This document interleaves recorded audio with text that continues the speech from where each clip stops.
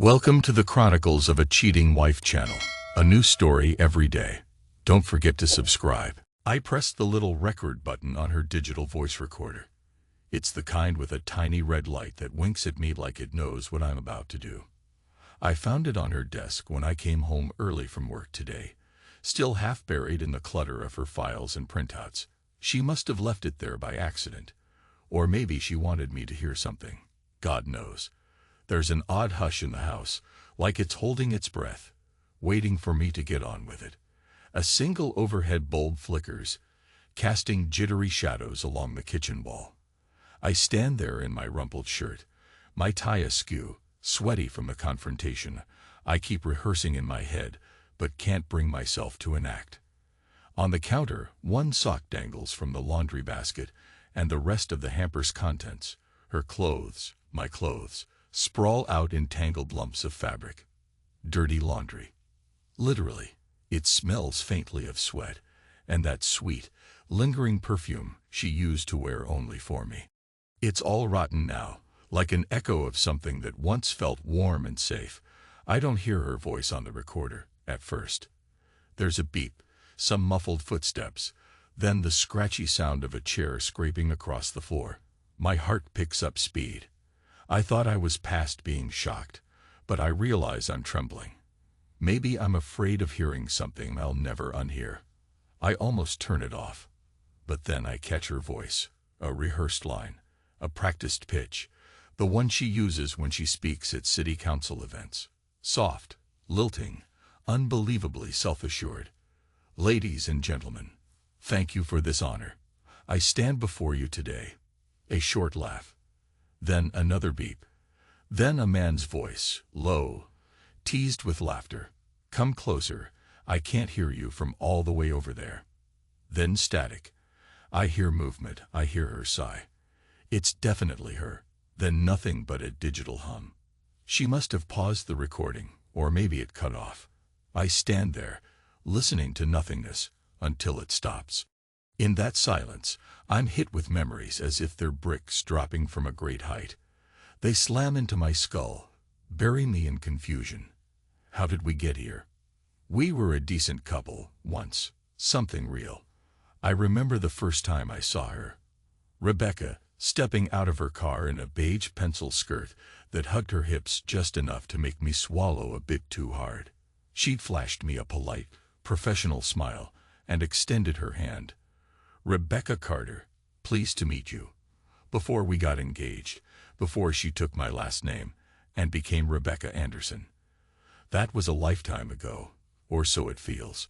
I close my eyes. The hamper is right there, reeks of day-old sweat. There's a coffee stain on my work shirt. I smell whiskey on my own breath. This is the new normal.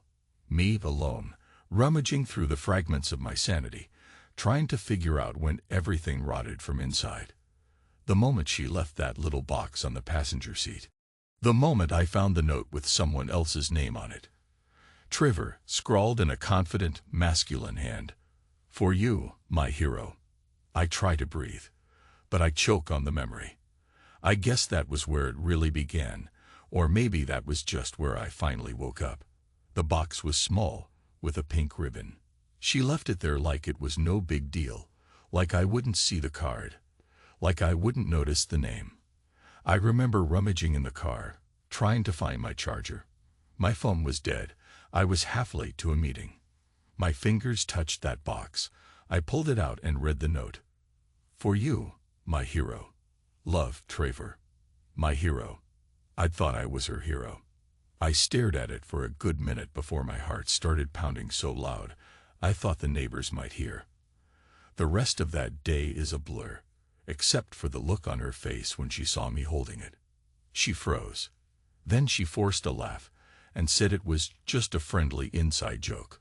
I was too dumbfounded to press. I ended up letting it slide, letting it stew, letting it slowly poison me from the inside. But that night I listened to her breathing in bed, feeling the cold stretch of mattress between us. I wanted to ask so many questions, to rip the truth out of her. I didn't. I swallowed everything down, hoping it was a misunderstanding. 3 weeks passed. I didn't speak to her more than the bare minimum. She had her big speech coming up. The city's awarding her Woman of the Year, a bright, polished trophy for her public image. Our phone rang nonstop with invitations, event details. She seemed anxious but also excited. I forced a supportive smile, nodded at all the right moments, even helped her shape her speech. A loyal husband to the last. Meanwhile, inside me, the suspicion festered. And then I found the photos. Or maybe they found me. I rummaged through her laptop, searching for an old spreadsheet she swore was saved in a shared folder. Instead, I discovered a hidden directory. Curious. I clicked. The first few images were random city festival pictures, until they weren't. It was her in some hotel bathroom, hair still damp from a shower, wearing a white towel and the biggest grin. A man was behind her, flexing in the mirror like an idiot. He wore a firefighter's cap. And she typed, "Can't wait to see you again, my hero." My hero. That same phrase. Something in me snapped, but I kept my mouth shut. I closed the folder, fought the urge to smash the laptop into pieces. That night, she was so busy practicing her lines she didn't even notice how quiet I was. Or maybe she did, but she pretended not to. The next morning, I saw her in the kitchen, reading over her final version of the speech. She was wearing that navy blazer she loves, the one that fits like a glove. Her hair was pinned neatly. She had the same face she shows the public, serene, accomplished. It made my stomach twist. I touched her shoulder gently, a gesture I'd always done, and she placed her hand over mine. Familiar, warm, but also empty. No spark, no guilt in her eyes, just a well-practiced facade. I almost confronted her right then, demanded answers. But I swallowed it again. After that, the days blurred into each other until I got the idea. I don't even know where it came from, but once it was lodged in my brain, I couldn't let it go. I thought, she's going to present a slideshow at that city gala, pictures of her philanthropic work, bullet points about her achievements. The entire local council would be there, plus cameras, reporters. I thought about how easily I could replace the slideshow. I know her password. I know exactly how to slip backstage. I told myself it was revenge, a petty, humiliating revenge. Then I told myself she deserved it. A swirl of guilt and fury and heartbreak took hold of me, and I fed off it like a starving dog. I spent the night before the event copying the pictures of her and Trevor from that hidden folder. The lines are burned into my memory. Her bright grin, that damned firefighter's cap. My heart hammered the entire time, but some twisted part of me felt alive, felt a grim sense of purpose. Then morning came. She left early, anxious to check the stage, check the microphone, make sure everything was perfect for her big triumph. I arrived about an hour later, telling the staff I was her husband, the one who needed to finalize the presentation for Mrs. Anderson. They showed me to the computer backstage. I inserted my flash drive. I replaced her official slideshow with the incriminating images. My hand shook, but I did it anyway.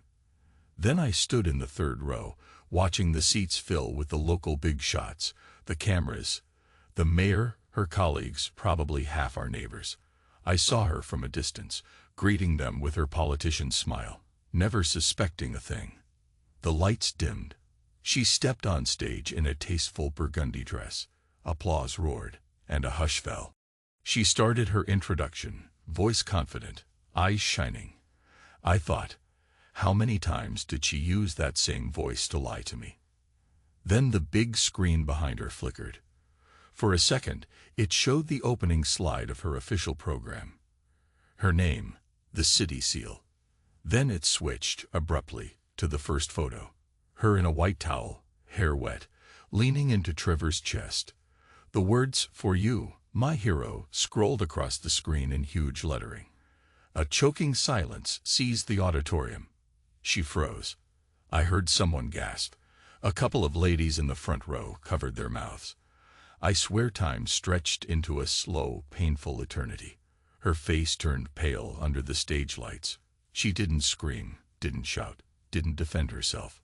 She just clutched her folder of notes tight against her chest. Then the screen flashed to the second photo, the third. Hotel bed, playful smirks, his firefighter uniform half undone. Laughter from somewhere, or maybe it was just a cough. In the audience, people started to murmur. I stood there, my heart pounding. I wanted her to say something, to try to beg for forgiveness, or to explain. But she didn't. She stepped back from the mic, turned, and walked off stage. No words. Nothing. And that was the hardest part. At first, nobody moved. Nobody even clapped. Except me. I gave a slow, sarcastic clap that echoed in the hush. Once, twice, 3 times. Then I stopped. I could feel my chest caving in. That's how it ended. She never came back on stage. I left right after. For a moment, stepping onto the street, I wanted to collapse. My knees felt weak, my gut twisted like a vice. The adrenaline had carried me through, but now I just felt hollow. I got home before she did and sat at the kitchen table. I placed a small cardboard box on the countertop, the same one she'd once left in my car with that pink ribbon. I took off my wedding ring and dropped it inside. Then I fished out the key to the house, the back door, the mailbox. My whole life in metal shapes. I tossed them in, closed the lid, slid it neatly to the center of the table. I added a note. You're free. Enjoy. Then I went to the bedroom, started shoving a few clothes into a duffel bag. I remember hearing the clock tick. Tick. Tick. Each second marking the end of what I used to call my life. An hour later, she arrived. I heard the front door open, the rustle of her dress. I peered from the hallway, behind a half-closed door. She walked into the kitchen, saw the box on the table. I saw her shoulders tense, her posture waver. She opened it, read the note. I waited for her to break down, to scream, to curse me for humiliating her. Instead, she just lowered her head. Her hair fell in front of her face. She stood like that for what felt like ages. Then she sank into a chair. Her whole body went slack. No more perfect politician's composure. Her breathing sounded ragged. But I heard no sobs. No pleas. I turned away and headed for the back exit. The only thing I took besides my clothes was that voice recorder. She didn't try to stop me.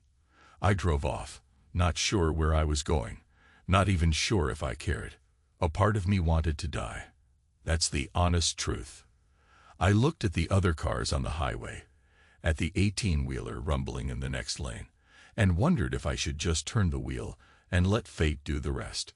My entire existence, all my illusions about love, family, trust, had crashed down around me. A battered, bruised part of my mind whispered that I should keep living, if only to see what happens next. So I kept driving, tears burning at the corners of my eyes, but I refused to let them fall. That night, I rented a cheap motel room near the interstate, the kind with an ancient AC unit that groaned like a dying animal. I tried to sleep but ended up staring at the ceiling until dawn. At some point, I realized I was clutching her recorder. I pressed play again, hoping to hear any scrap of explanation. But it was just that short snippet, her voice practicing lines, then a man's low chuckle. I closed my eyes and let it fill my head. By the time the sun rose, I was more exhausted than ever, but a quiet determination settled in my chest. I had to face the reality. I'd done what I did, and there was no taking it back. In the weeks that followed, I avoided seeing her.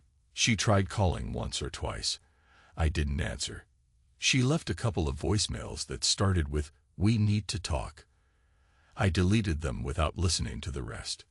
My father reached out. He heard rumors, saw her meltdown in the local news. I told him I needed space. Work gave me personal leave after I explained there was a family situation. I didn't mention the affair or the scandal. I just said I had to sort out some issues. They seemed sympathetic. My colleagues asked if I needed anything. I politely refused. I spent those days drifting around in a haze of regret, anger, and, if I'm honest, a weird sense of relief. Because at least now I knew. The doubts were gone. The illusions were gone. She had chosen her path, and I'd chosen my revenge. Some nights, though, I'd find myself rewriting the scene in my head, a kind of sick highlight reel. The hush in the auditorium, the photos splashed across the screen, her stunned expression. The clarity of that moment. It wasn't satisfying in the way I'd imagined. I thought humiliating her would make me feel better, but it mostly left me hollow. I guess some nightmares don't fix themselves just because you reveal them to the world. About a month later, she finally sent me a text. I'm moving out of the house. Need to get my things. I'll be gone soon. That was all. I stared at the message, a part of me wanting to call her back and demand answers, or at least closure. But I didn't. I just sat on the bed in my little motel room, the chipped paint peeling off the walls, wondering if this was how 15 years of marriage was supposed to end. I forced myself to remember the good times, as if that might help. Our first anniversary trip to the Florida Keys, her in that yellow sundress, the smell of sunscreen and salt. The night we danced under cheap paper lanterns at a friend's wedding, me stepping on her toes, her giggling and calling me a clumsy oaf. The morning we brought home a stray puppy. He peed on the carpet. She freaked out. I tried to calm her down. We named him Oliver. That dog died a few years later, and we buried him under the oak tree in our yard. Memories like that. They used to make me smile. Now they were ghosts in my head, swirling around and refusing to let me rest. I wanted to hate her wholeheartedly, but I couldn't. I still loved who she'd been. I hated who she'd become. It was about 2 weeks after her text that Trevor walked up to me outside the local grocery store. I hadn't seen him in person before, at least not close enough to know it was him, but I recognized his face immediately. He was wearing civilian clothes, but the broad shoulders, the confident stride, the short cropped hair, this had to be the hero. He approached me slowly, like he was half afraid I'd punch him. I gripped my grocery bag tighter, told myself not to make a scene. We stood face to face in the parking lot, the heat of midday making the asphalt shimmer. He cleared his throat, tried to speak, but I cut him off with a single word. Why? He swallowed. Then he said, I'm sorry. Just like that. Like an apology was enough to erase the hole in my chest. I laughed. A short, bitter sound. He looked genuinely uneasy. He said, I never meant for it to happen that way. I didn't know you. She said you two were falling apart. I just stared at him, wanting to break him with my glare, wanting to throw him to the ground. He kept talking. I didn't come here to fight. I came because she's leaving town. She wanted me to. He paused, stammered a bit. She wanted me to tell you she's sorry too. That it was never about hurting you. I felt the hot rush of anger swell in me. He saw it on my face, took a cautious step back. I wanted to explode, but something in his eyes looked pitiful, like he was just a confused asshole who'd gotten in too deep. Maybe a younger me would have decked him, but my fists stayed at my sides. Doesn't matter, I muttered. She made her choice. You made yours. I made mine. He nodded slowly, sweat trickling down his temple. I guess. We all did, he said. I turned away without another word. He didn't follow. Didn't try to explain further. That night, I sat in my motel room, stared at the flickering TV, and listened to the hum of the AC. I pictured his face, the remorse in his voice, and I realized something. I didn't want her back. Not anymore. The well of pain inside me still existed, but it wasn't about trying to fix anything. It was about letting go of the illusions I had nurtured for so long. A week later, I drove by our old house. The for sale sign was hammered into the yard. The place looked deserted. I stepped out, found the front door locked, no sign of life. I peered through the windows. Empty rooms. The faint outlines on the walls showed where our pictures had hung. My heart twisted. The memory of that final day came rushing back. The little cardboard box on the table, The keys inside. The note that said, "You're free." I guess she took it literally. She sold the house, vanished. Maybe she went to Trevor's place. Maybe not. All I knew for sure was that she was gone, and I had no intention of tracking her down. In the following months, I had to face the empty corners of my life. My father tried to coax me back to Dallas, said he'd help me find a new job. My sister called, offering me a room in her basement, but some stubborn part of me wanted to stand on my own 2 feet right here. I found a small apartment in a quieter part of town, started working freelance marketing gigs from my laptop. The money wasn't great, but I got by. More importantly, it was something to occupy my mind, to prove that I wasn't just the shell of a man who let his wife's betrayal define him. Now and then, people from our old social circle recognized me at the store or the post office. They gave me sympathetic looks, or they stared awkwardly, not sure what to say. A few commented on the fiasco at the award ceremony.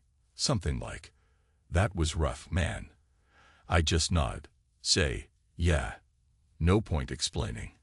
A couple times, late at night when I was too tired to guard myself, I thought about ending it, plunging my car into a ravine or swallowing a handful of pills. Not because I missed her so much, but because everything felt pointless, colorless. The pain was too heavy some days, but I never went through with it. Maybe I was too much of a coward, or maybe some flicker of self-preservation told me I had more life to live. One afternoon, I was rummaging through my closet, reorganizing. That's when I found it, her voice recorder again. It had slipped behind a box of old receipts. I picked it up, turned it in my hands. Memories flooded me, that first day, hearing her voice, hearing Trevor's low murmur. My stomach churned, but curiosity tugged at me, so I pressed play. The final track wasn't the same snippet as before. I heard static, then a rustle, then her voice, quiet and shaky. "I don't know how to say this. If you're listening, I'm sorry.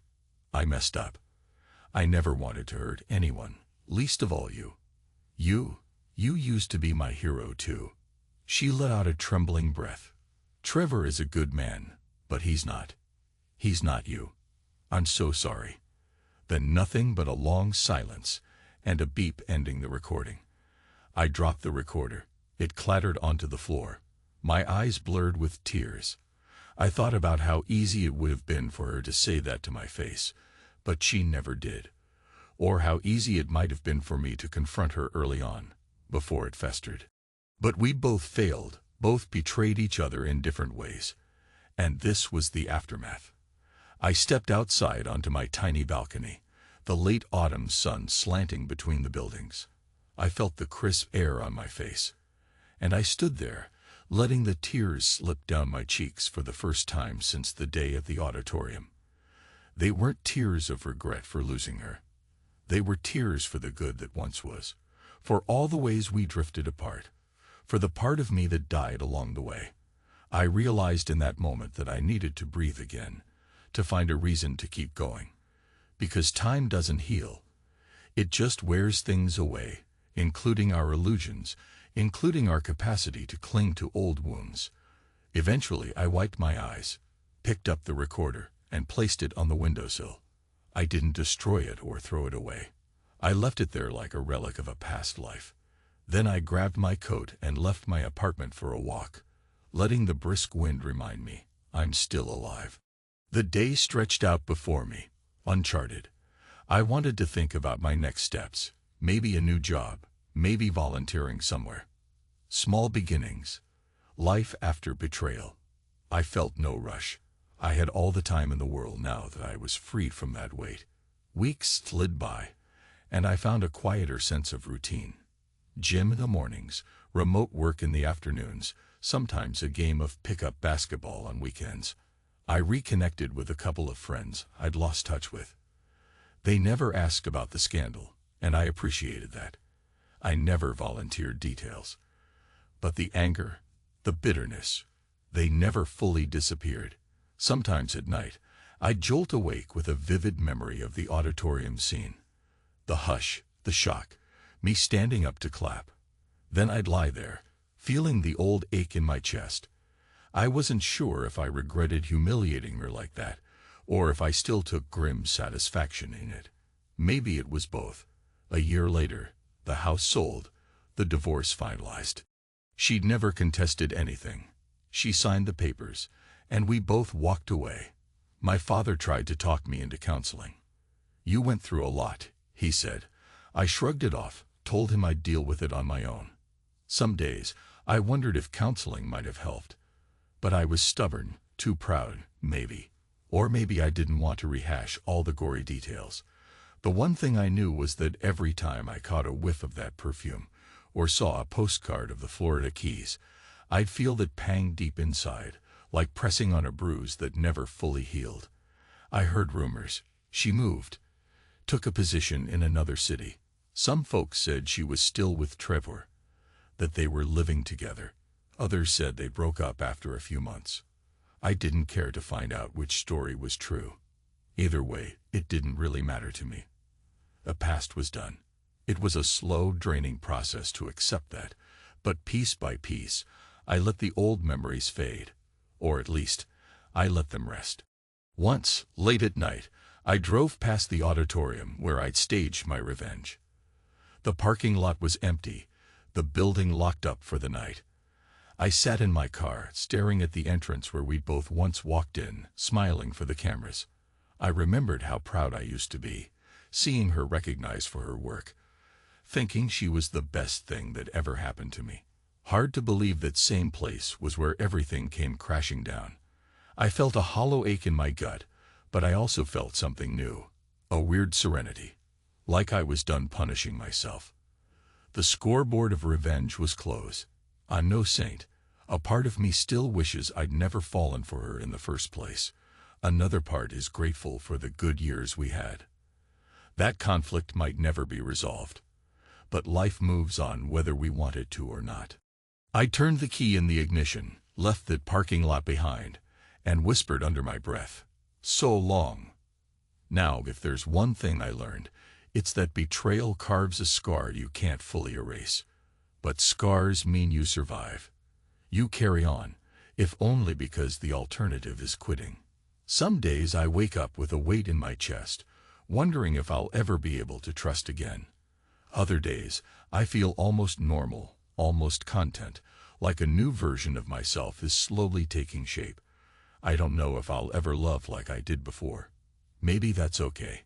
Maybe some of us get one shot at that all-consuming devotion, and if it falls apart, we find a quieter, more guarded path forward.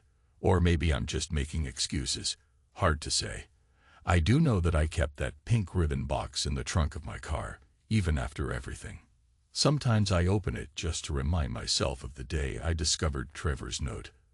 A twisted trophy of heartbreak, I guess. I look at it and remember the moment I realized how naive I'd been. Then I close it and drive on. Maybe that's the best any of us can do, acknowledge our pain, then keep going. I also know that no matter what she might have told me afterward, no matter the apologies or the rationalizations, we were broken long before Trevor came along. He was just the final wedge. I don't hate him. He was a symptom of a bigger disease we both ignored. But I'll never forgive him, either, for stepping into my marriage and flaunting that hero label in her eyes. That's just who I am. I can live with that. People often ask me now, with careful tones and sympathetic frowns, "How are you holding up?" I usually give some polite answer like, "I'm fine, just moving on." The conversation ends there. They don't want the gory details. Maybe they sense that I'm not the same man I used to be, that I carry a bitterness behind my eyes. But I keep it contained. After all, I learned the hard way that life doesn't owe us neat resolutions. We do what we must, then pay the price. Some nights, especially when it rains, I let myself remember how she looked at me the day we said our vows. She was radiant, almost trembling with excitement, a tear in her eye when she slid the ring on my finger. I believed with all my heart we'd stand by each other forever. That memory used to tear me apart. Now it's just a ghost.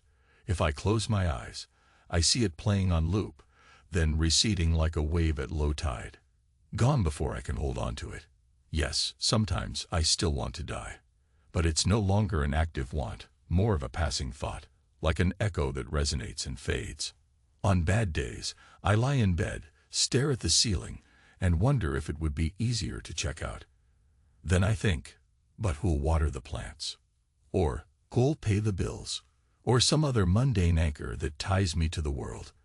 And I get up, go about my day, feed myself, do my job. Vengeance is a funny thing. I used to think it would set me free. It did, in a way, but not how I expected. It left me with emptiness, forced me to rebuild from scratch. I visited my mother's grave one Sunday. She died years ago, a slow battle with cancer. I knelt in the grass, thinking how she taught me about loyalty, about kindness, about standing tall. She never once told me to take revenge, or to destroy someone I loved. But if she were here, I wonder if she'd hold me, tell me I did what I had to, or if she'd shake her head in disappointment. I'll never know. Still, I felt a little calmer after talking to her headstone for a while, letting the breeze swirl around me. I whispered that I miss her, that I hope I'm doing okay. Then I walked away, carrying that quiet comfort in my chest. Months rolled on. Work became busier. I started a new contract with a small biotech startup, which demanded more of my attention. In the evenings, I sometimes sat on my couch and read old Western novels, stuff about lone gunslingers wandering the desert, seeking justice or revenge. I guess I identified with their solitary existence, their acceptance that life is harsh. The more I read, the more I realize that every man eventually faces his reckoning, one way or another. Mine just came wearing a pretty burgundy dress and a big smile at a city gala. One cold evening, I went for a walk down by the local river. I guess I was feeling nostalgic, or maybe just lonely. The night was quiet, the water shimmering under the moonlight. I found a bench where we used to sit, me and Rebecca, feeding ducks on lazy afternoons. I stood there a while, letting the memories wash over me. Then I sat, letting the cold seep through my jeans, my breath rising in frosty puffs. For a moment, I let myself think. If she showed up right now, if she asked forgiveness, would I give it? The question twisted my gut. I knew the answer was no. Not because I wanted to cling to hatred, but because some things just can't be undone. Sometimes love is a fragile thread, and once it's snapped, you can tie knots, but it's never the same rope. And sometimes you can't tie it at all. I don't know if that makes me cruel or just pragmatic. All I know is that we all make choices we have to live with, and I made mine. So I left that bench, that old memory, behind, and headed back to my apartment. Life moves on. As for Trevor, I never saw him again after that day in the grocery store parking lot. Maybe he moved away. Maybe he's still in town, but our paths never cross. I sometimes have weird half-dreams where he shows up at my door, tries to apologize again, or begs my blessing to be with her. I always slam the door in his face. Then I wake up with a bitter taste in my mouth. It's probably the whiskey I started keeping in my kitchen cabinet, a nightly ritual that helps me sleep. More than I'd like to admit, but I'm not proud. I'm just coping.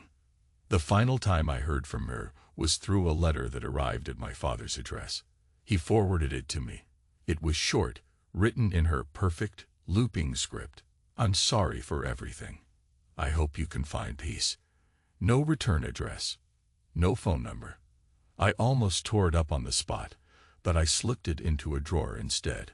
Maybe part of me wanted to hold on to that final note, a memory of her last words, such as they were.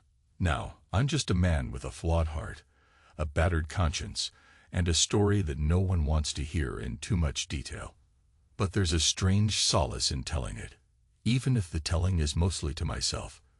Because maybe somewhere out there, another poor fool will find himself rummaging in his wife's car, stumbling across a pink box and a note from a stranger, and he'll see a reflection of what happened to me. Maybe he'll do something different, something better. Or maybe we're all doomed to repeat the same mistakes until a final curtain. I honestly don't know. All I know is I survived, and I'm still here, breathing, trying to pick up the scattered pieces of a life that once felt whole. Some days, I'm almost grateful for the experience. It stripped away my illusions, forced me to confront who I really am. A stubborn, flawed man who can't stand betrayal and was willing to exact a brutal price for it. Good or bad, that's who I've become. Maybe that's the final takeaway. That we are the sum of our choices, plus the pain that shapes us. And sometimes, we don't find redemption or need closure. We just keep moving forward, day by day. Time doesn't heal. It only wears down the edges of our memories, makes them less sharp. Eventually, the dull ache is all that's left. You can live with a dull ache. It's the sharp edges that kill. If she ever asked me, in some imaginary future, if I'd do it again, change out her presentation, humiliate her so publicly, I don't know what I'd say. Part of me regrets it. Another part of me knows it was the only way to tear the veil and reveal who we both really were. That moment told me everything I needed to know about her, about myself, about the illusions we let ourselves believe. Maybe that harsh lesson is worth the pain. Maybe. All I can say for certain is this: once trust is gone, it's gone. And once you realize you've been living a lie, you have two choices: keep lying or break free. I chose to break free. I guess that's the closest thing to peace I'll ever have. It's not much, but it's mine. Tonight, I sit in my one-bedroom apartment, the lamp flickering, the window open to the cool night air. The city hum drifts in, cars, distant voices, a siren somewhere. I have half a mind to pick up that voice recorder and press play one last time, to hear her final apology. But I'm not sure I need to anymore, because I already know how I got here, and I already know it's over. I don't need her voice to remind me of the broken pieces. They're here, under my skin, in every breath I take. Maybe one day, I'll let someone else in, trust again. Maybe not. Right now, it doesn't matter. Right now, the only thing I want is to crawl under the covers, close my eyes, and hope tomorrow hurts a little less than yesterday. That's the kind of dream I can handle, one day at a time, until the last. I have no illusions about a happy ending. I don't even think in terms of endings anymore, just onward motion. Revenge didn't fix me. It just forced me to accept that life after betrayal is about building something new on scorched earth. And maybe, just maybe, this time, I'll be more careful about who I let claim to be my hero, or whether I bother playing the hero to someone else. Because that sweet smell of betrayal lingers, like caramel on a burnt skillet. Once you've tasted it, it never really leaves your tongue. Maybe that's the real lesson of all this. We endure, we carry our scars. We learn how to breathe again. And so it goes.